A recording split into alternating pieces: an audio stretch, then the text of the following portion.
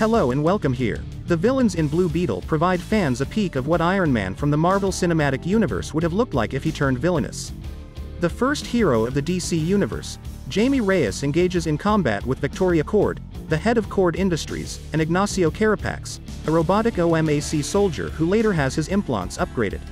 In a broad sense, Tony Stark, one of the MCU's greatest heroes, is reflected in both DC villains. With his background in Iron Man armors, Stark could have easily become one of the universe's most terrifying threats.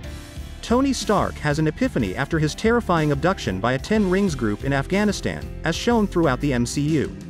When he got back home, Stark not only stopped his corporation from creating weapons but also he made new Iron Man suits to make up for his mistakes and aid people instead of making money off of lethal weapons that are readily obtained by the wrong people. Later MCU films show that Stark lost his parents to the Winter Soldier who killed them while being brainwashed by Hydra, which nearly ended his relationship with Captain America.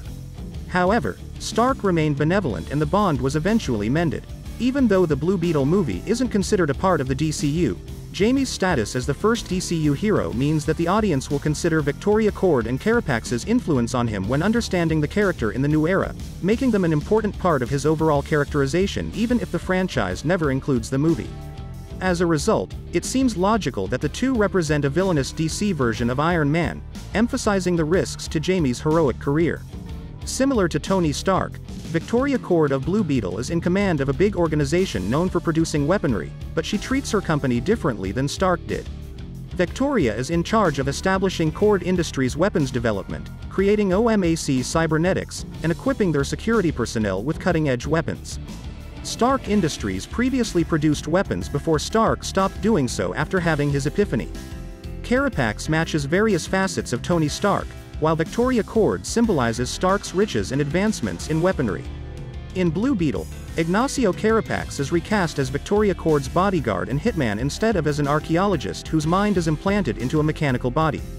Carapax had severe cybernetic augmentations and evolved into an OMAC soldier that remarkably resembled Iron Man. When the Scarab Kaji Da enhances Carapax's lethal attire, the parallels only deepen.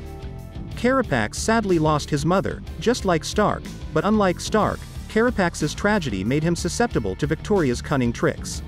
So now the question is, why the Blue Beetle needed two villains? The fact that Blue Beetle had two antagonists rather than one, as Victoria Kord and Ignacio Carapax would have, may have made Jamie Reyes's battle a little too simple. Ignacio Carapax is a more complicated character than the evil Victoria Kord, whose sorrow and eventual redemption provided the movie a deeper third act and a crucial scene in which Jamie spares him. Furthermore, making the nemesis of Blue Beetle share characteristics of both Kord and Carapax would have made him too close to an evil version of Marvel's Iron Man. Please like this video and subscribe to my channel. See you soon.